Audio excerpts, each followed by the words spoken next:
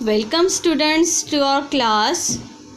Now we are on page number 11 of your English textbook.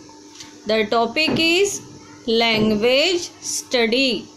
Language म्हणजे भाषा आणि study म्हणजे अभ्यास.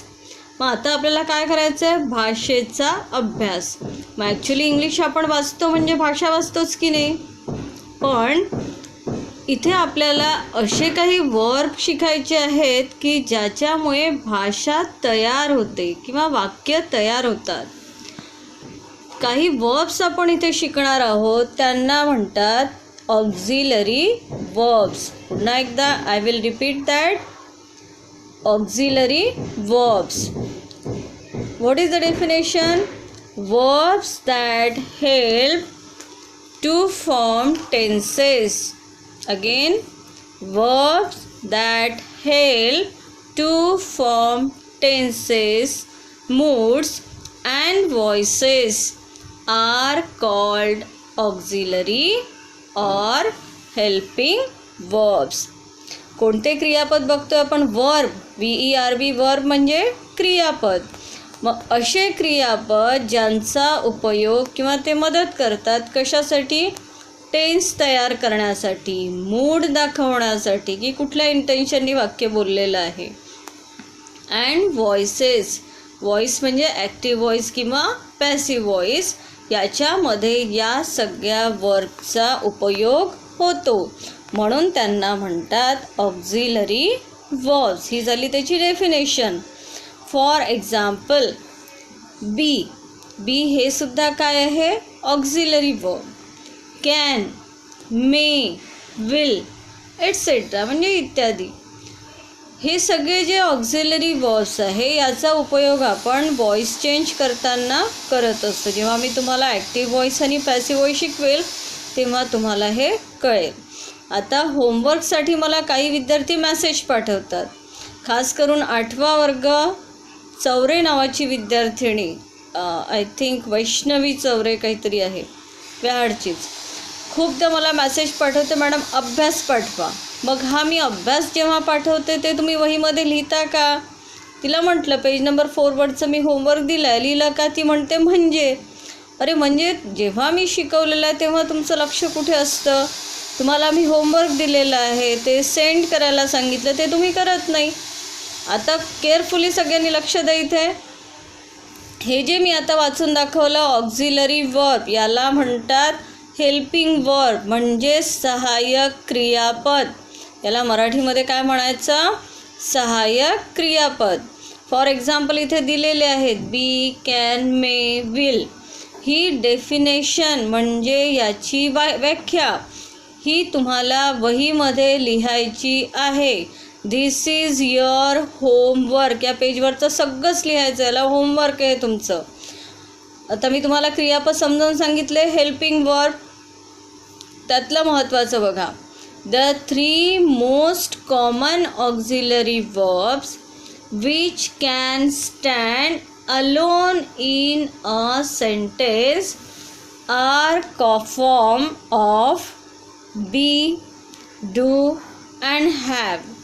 दे are called primary auxiliaries. They can stand alone. ते एकटे पण येऊ शकतात कधी कधी वाक्यामध्ये. काही आपण काय पाहिले? Helping verb. कोणते? Be, can, may, will. हे हेल्पिंग वर्ब्स आहेत. They are use to form tenses. But त्याच्यापैकी कोणते? Be, do and have. हे जे 3 क्रियापद आहेत त्याची रूपं जी आहेत, बीचे forms am is, are, was, were, हे मी शिकवलं याच्या आधी पण. Do, does, did, have, has, had हे सिंगल अलोन पण येऊ शकतात, म्हणून त्यांना म्हणतात primary auxiliaries. Then for example she is a student of class 8. हे वाक्य आपल्यासमोर आहे. She is a student of class 8. याच्यामध्ये अंडरलाईन केलेला शब्द बघा कोणता आहे? इज, है ना. इज हे काय आहे? टू बीचं रूप आहे. मी याच्या आधी लिहून दिलेलं आहे तुम्हाला. टू बीचे फॉर्म, टू हॅवचे फॉर्म लिहून दिलेले वहीमध्ये, शोधा. तर इज काय आहे, टू बीचं फॉर्म आहे. पण इथे तुम्हाला दुसरं कुठलं क्रियापद दिसतं का? नाही, फक्त इज आहे. शी हे क्रियापद नाही आहे, स्टुडंट क्रियापद नाही आहे, क्लासेट क्रियापद नाही आहे. मग वर्ब किंवा क्रियापद कोणतं इथे? फक्त इज. इज हे टू बीचं फॉर्म आहे, ते सिंगल आलेलं आहे. ओके, ते सिंगल आलेलं आहे, अलोन आलेलं आहे. सिंगल म्हणजेच अलोन आलेलं आहे, म्हणून त्याला आपण काय म्हणतो? Primary auxiliaries. Second example, he does his work well. Does हे अंडरलाईन केलेलं क्रियापद कोणतं आहे? डज. डज हा कशाचा फॉर्म आहे? डूचा फॉर्म आहे. डू, डज, डीड आधीच बोलले मी. This is also the alone in this sentence. एकटंच क्रियापद आहे, हे अलोन आलेलं आहे, म्हणून याला आपण म्हणू primary auxiliaries. I have a cold. Have हे टू हॅवचं फॉर्म आहे, म्हणून त्याला म्हणतात प्रायमरी ऑक्झिलरी. हे एकटे पण येऊ शकतात. देन फॉर्म्स ऑफ बी कोणकोणत्या? Am, is, are, was, were, will or shall be. Will be, shall be. हे मी तुम्हाला टेबलच्या फॉर्ममध्ये वहीमध्ये लिहून दिलं आहे. ही रिव्हिजन आहे एक प्रकारे आपली. फॉर्म ऑफ बी कोणते झाले? एम, इज, आर प्रेझेंट टेन्समध्ये, वॉज, वेअर पास्ट टेन्समध्ये. मी असे टेबल वाईज लिहून दिले आहे तुम्हाला. आणि शॅल बी किंवा will be, it is the form of be. Then form of do, do, does, did आत्ताच बोलले होते मी. देन फॉर्म्स ऑफ हॅव कोणकोणते? Have, has, had. हे सगळं तुमच्या वहीमध्ये टेबल फॉर्ममध्ये लिहून दिलेलं आहे. There are other auxiliary verbs which do not stand alone in a sentence. काही ऑक्झिलरीज कशा आहेत ज्या अलोन येऊ शकतात, जशा आता आपण इथे सेंटेन्स पाहिलं होतं, इज, डज, हॅव, किंवा हे forms of be, forms of do आणि फॉर्म्स ऑफ हॅव. हे जे आहेत क्रियापदं हेल्पिंग वर्ब्स, हे सिंगल अलोन पण येऊ शकतात. But some auxiliaries are there, they are not found single or alone in the sentence. Why?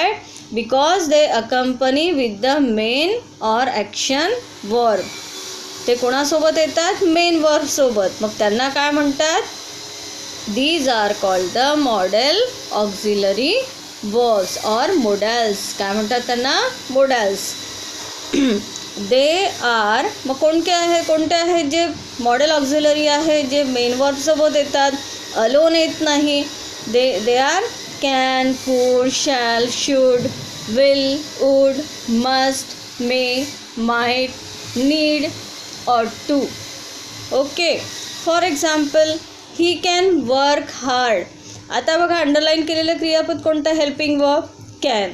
Okay, मग कॅनला अंडरलाईन केलेलं आहे, this is the helping verb. म्हणजेच त्याला आपण काय म्हणतो? Model auxiliary. पण त्याच्याच बाजूला तुम्ही जर वाचलं तर वर्क हार्ड, वर्क हे मेन क्रियापद आहे, है ना, काम करणे. मग इथे कॅन एकटं आलेलं नाही आहे, अलोन आलेलं नाही आहे. It has come with the help of, अकंपनी with the main verb. What is the main verb here? Work. आणि म्हणून त्याला आपण म्हणतो model auxiliaries. Second sentence, he will work hard. He will hard एवढं आलेलं आहे का? नाही, ही विल वर्क हार्ड. म्हणजे या क्रियापदाने सपोर्ट कशाचा घेतला आहे? पुन्हा वर्कचा. Third sentence, he must work hard. म्हणजेच कॅन, विल, मस्ट या तिन्हीही मॉडेल ऑक्झिलरीजनी वर्क या मेन क्रियापदाची मदत घेतलेली आहे. So it is called the modal auxiliary because they can't stand alone in the sentence. आता हे तुमचं होमवर्क आहे, हे सगळं तुम्हाला वहीमध्ये लिहायचं आहे. आता नेक्स्ट जी ॲक्टिव्हिटी आहे याच्या खालची, ही तुम्हाला स्वतः सोडवायची आहे. मी एक सेंटेन्स एक्सप्लेन करते, तुम्ही घरी सोडवा. Underline the auxiliary verbs in the following sentences. हे तुम्ही सोडवायचं आहे आणि मला याचा फोटो सेंड करायचा आहे, तुम्ही कुठे अंडरलाईन केली ती. Okay. First sentence, we have a holiday tomorrow. पुन्हा एकदा वाक्य वाचू आपण. I will repeat it. We have a holiday tomorrow. आता या सेंटेन्समध्ये आपल्याला कशाला अंडरलाईन करायची आहे? ऑक्झिलरी वर्बला. मग वी ऑक्झिलरी वर्ब आहे की हॅव आहे की हॉलिडे की टुमॉरो आहे? We have to decide first. What is the auxiliary verb in this sentence? Can you guess? I will tell you. What is that? Have. कोणता आहे ऑक्झिलरी वर्ब? हॅव, म्हणून तुम्ही अंडरलाईन कशाला करणार आहात? हॅवला. Understood? In the same way you have to work in all these 10, 11, 12 sentences. What is the homework of? Underline the auxiliary verb in the given sentences. How many sentences are here? Here are 12 sentences and you have to do underline below the auxiliary verb in these sentences. Understood? All of you must have understood the homework of today, and I hope you must understood also the auxiliary verbs. I have given you the tables of these forms also. Okay? आणि आता आपली exam होणार आहे, त्याच्यासाठी सगळ्यांनी अँड्रोक्लिस and the lion या लेसनचा चांगला अभ्यास पण करून ठेवायचा आहे. ओके?